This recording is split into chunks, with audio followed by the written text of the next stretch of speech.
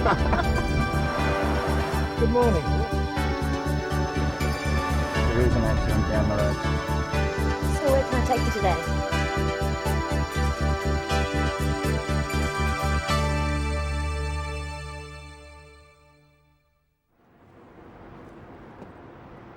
Hey guys, what's this assignment about anyway?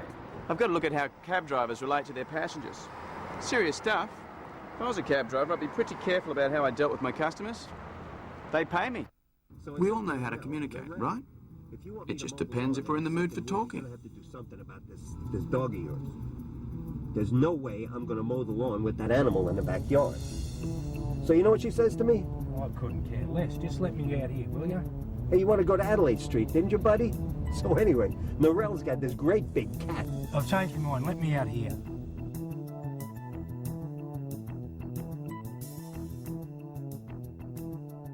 Obviously, communication is more than just talking.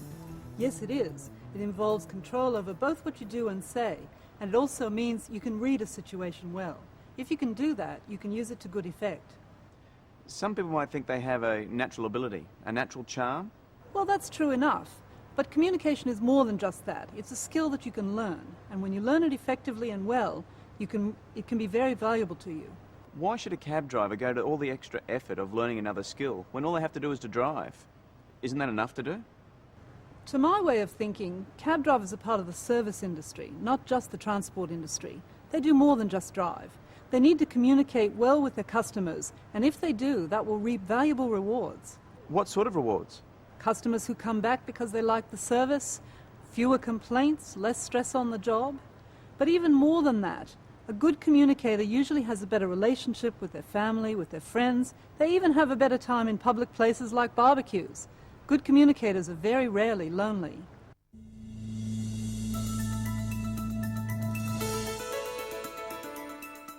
The word is that we form impressions of people in the first 3 seconds of meeting them.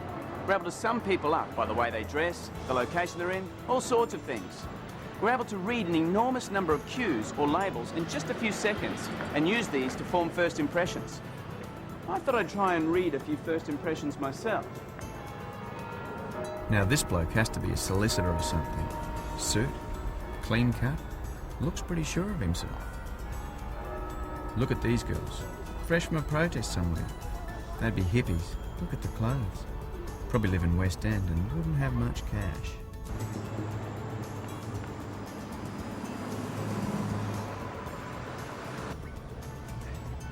Good morning. Where can I take you to today? Warm greeting, tidy cab, iron shirt. You had a shave this morning. Twang, please. Well dressed. Seems nice. Speaks well. And which way would you like to go today, Sam? He asked me the best way to go. He's not trying to rip me off. I don't mind. Whichever way you think's the quickest. Now seems like a good time to do some research. How important do you think first impressions are for a cab driver? Well, I think first impressions give a lot of info out about a person. I've been driving for 15 years. I reckon I've become pretty good at summing them up. Yeah, but how do you know if you're right or not? Well, in this business you never know if you're right. But first impressions give out that important information, and so whether you're right or wrong, you've got to do it. It's just something that people do. So if you're driving a cab and your livelihood depends on good first impressions, then there are things you can do. You know, like iron your shirt, speak politely to the customer as soon as he gets in, have a presentable cab. First impressions are always so careful about what we wear on a first date or a job interview. But sometimes we're more concerned about saying the right or wrong thing.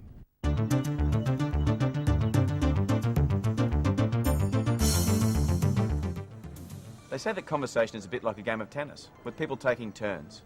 It's about listening and asking questions as well as talking. If you're only interested in talking at people, then you're not having a conversation at all. Have any of you guys got any tips about how to make conversation? What to talk about? The first thing I'd have to say is you've got to read their signals. It's a part of your skills, right? I mean, they get in the cab and they want to do a bizarre variety of things. They'll put on their makeup, you know, they'll prepare for a meeting, or they'll use their bat phone and talk to their bookmaker. Read the signals and decide for yourself, do they want to have a chat or not? That's right. I used to think that, you know, just you have to talk just to be friendly. And that's not always the case. Sometimes they just want to sit there, not say anything. And silence doesn't have to be uncomfortable either. That's right. If people want to talk, learn to be a good listener. Listen to what they've got to talk about. They don't all know about football and cricket. Like me. That's right. So let them control the conversation. Let them talk. Ask them questions. True. So treat them as if they're a guest once they're in your cab. Yeah, that's right. That's Manners control. Yeah. Well, what about when they're argumentative? You just be agreeable. That's right. Yeah, but an agreeable person is a person that will always agree with you. And mainly myself. They'll be They'll right. always agree with me, what I say. A day driver. But you avoid having a blue with them. And besides, there's no point in having a blue with them because they're going to be out of the car in a couple of minutes anyway. That's right, and it'll be all over Red Rover. It's all over 5 minutes. Yeah. That's exactly right. Next job. Next job. What about controversial topics, bad language, sexist or racist jokes? You stay right away from them, don't you? No. No way. When you're driving your cab, how do you maintain eye contact with passengers? I mean, you're supposed to be keeping your eyes on your driving. What do you do? Well, if they're sitting in the back seat, you can always look in your mirror. You've got to look in your mirror anyway. But just occasionally, because your eyes are supposed to be on the road. And don't be afraid to say that you need to concentrate on your driving.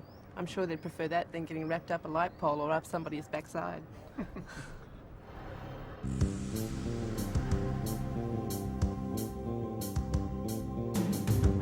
It's all well and good to communicate effectively when people are behaving themselves, but what about when people are becoming unreasonable or potentially violent?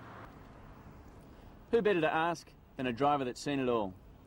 When people are full of beer and Dutch courage and fairly aggressive, what do you do? Well, the last thing I want to do is fight them. I've got nothing to prove, so I try to diffuse the situation, talk them round to what I want. Do you have any tips for cabbies on avoiding potentially dangerous situations? Yeah, usually you can spot trouble before it starts. Aggro people give off signals, particularly those that intend to be violent. Generally they're drunk, and there's aggression in the way they walk. I imagine once they're in that state, there wouldn't be a lot you could do? Oh, no, there's a lot you can do. First and foremost, you've got to try and let them know you're on their side, and that they don't have to fight you as well as the rest of the world. If you just speak clearly and calmly and try not to say anything that would tend to make them angry or defensive. Well, thanks. We'll let you get back to it. Pleasure. That last point he made about using non-threatening terms is very important for a cab driver. You're not getting in my cab while you're eating hamburgers. Yeah, you heard me. Instead of using this dogmatic approach, he might try saying something a little less threatening, such as this. You're welcome to get in the cab, guys, just as soon as you finish your hamburgers. Get on out. Notice how the cabbie was meaning the same thing, but he was saying it in such a way that it wouldn't antagonise them. Right from the start, the driver must take control of the situation. Especially if he's going to spend a bit of time in the cab with a bloke or a female. Yeah, or a woman. That's aggro, and he can't afford to lose control of the situation because his safety is at risk. That's right. It's paramount. Well, what happens when they get into your cab and it's only once the meter's rolling that you realise that they're in a bad mood? What you've got to do is you've got to monitor your own mood, make sure that you're not aggressive. Some passengers can leave you in a, aggressive and upset, so you don't give off the wrong vibes when the next person gets in your car. So it's check your tyres, check your mirrors, check your mood. Yeah. The driver dead makes right. the shift. Yeah. What would you do if a female passenger got into your cab, she's drunk, she falls asleep, and then you arrive at the destination? That can be difficult because you get there, you can't wake this female up. You never ever touch a female, all right? You try to wake her by talking to her, talk loudly if you have to, but it creates a difficult situation for us. So if you can't, you think about the worst case scenario, you can possibly face a sexual harassment charge. That's right. And if you can't wake her up by talking to her, turn up the radio. That's right. Sometimes that works, and if not, go to a police station, the nearest one available. And if the nearest one available is far away, get some assistance, get another driver, public place, anything, just don't be on your own. When somebody gets into the cab, they've just broken up with their girlfriend and they want to fight you. that's a part of your skills is in reading moods. You can often see the mood even when they're coming to the car, or when body language when they get in the car. Your skills are to handle them. So speak calmly, slowly, clearly. Let them everything just calm down a little. Don't automatically agree with them. Let him tell you a bit about what it's about, and you can say things like, "Well, geez, yeah, I've been through exactly that sort of thing myself, mate. I might know a little bit about how you feel." Tends to get them on side, get a bit of understanding. So it's better to diffuse the situation than to fight. Certainly. I mean, there isn't any profit in fighting. You haven't got anything to prove. The object is to make money and leave satisfied customers. Plus, I'm too old to fight. That's right. That's the truth. That's the truth. So do you find it a challenge then to drive a cab? Sure, of course. It's an honourable profession. And it's not just taking people from point A to point B. It's about giving good service. And if you're friendly and you have a polite manner, you'll get your tips. That's right. That's right. Maybe.